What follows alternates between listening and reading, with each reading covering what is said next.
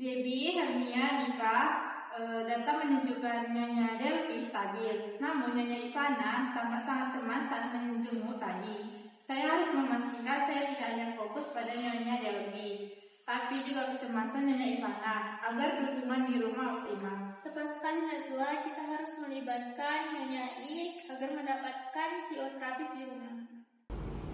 Kita perlu memperkuat tindakan klasifikasi terkait tanda-tanda kekambuhan dan cara mengintervensi diri harus dilakukan Nyonya Ivana. Saya sudah siapkan surat panduan dukungan keluarga. Saya akan fokus pada respon empati untuk Nyonya Ivana agar ia merasa didengarkan. Saya akan amati bahasa tubuhnya. Saya akan memastikan ruangan konseling tenang dan nyaman. Saya akan memulai sesi dengan tindakan penerimaan yang lengkap. Suasana yang kondusif akan membantu mengurangi ketegangan Nyonya Ivana.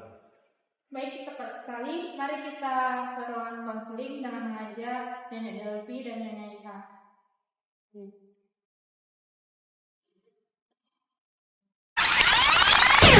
Selamat pagi Nyonya Delphi dan Nyonya Ivana. Saya Najwa.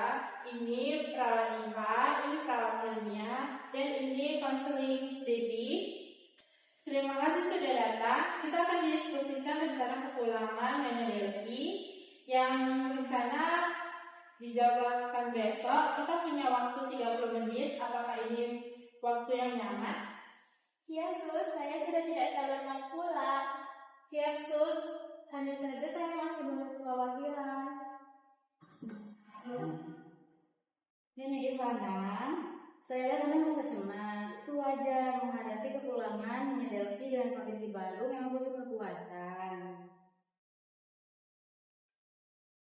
Anda sudah sangat kuat selama ini. Kami di sini untuk mendengarkan kekhawatiran Ibu Ivana. Tujuan kita adalah memastikan Nyonya Delphi pulang dengan rencana yang tersusun dan Nyonya Ivana merasa siap memberikan dukungan. Nyonya Delphi, tolong jelaskan kembali jadwal minum obat dan apa yang harus dilakukan jika ada efek samping yang mengganggu. Obatnya diminum pagi dan malam.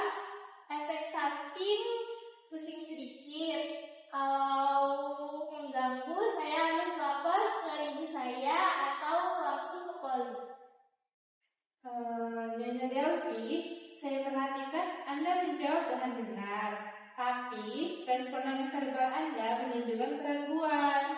Tindakan konfrontasi ini saya sampaikan. Apakah sebenarnya ada hal yang masih Anda rasakan berat terkait kepulangan atau kondisi Anda saat ini?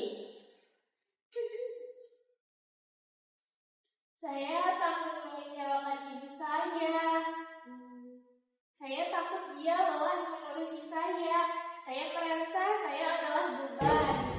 Tidak anakku, jangan bicara begitu. Kamu bukan beban. Nyonya Delphi, perasaan takut menjadi beban itu sangat umum dalam masa pemulihan. Saya pernah merasakan hal yang sama ketika sakit. Kekuatan terbesar justru datang saat kita berani mengakui bahwa kita butuh bantuan. Nyonya Ivana, mendengarkan Nyonya Delphi, bagaimana perasaan Anda?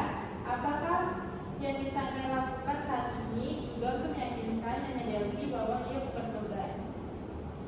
Saya akan lebih sering mengatakan bahwa saya menyayangi dia. Saya akan atur jadwal agar kami dapat berjalan lagi bersama, dan saya akan berjanji untuk tidak mengulanginya. Itu komitmen yang bagus, Nyonya Ivana. Ingat, Nyonya Delphi membutuhkan penerimaan tanpa syarat dari Anda. Itu adalah obat yang paling udara.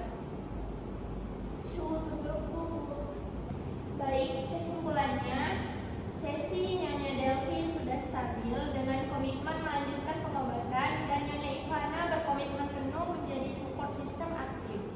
Kami sudah siapkan hotline dan jadwal kontrol. Tindakan klasifikasi terakhir, apakah ada hal yang masih mengganjal di pikiran Anda berdua?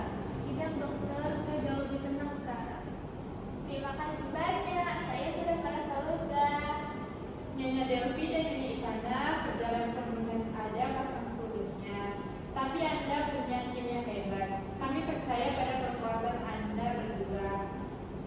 Kami turut berbahagia berbahagia melihat kemajuan ini. Selamat pulang dan jangan ragu untuk menghubungi kami ya. Baik, suster. Terima kasih ya. Ya. Jalan guys, ya. Cepat sembuh ya.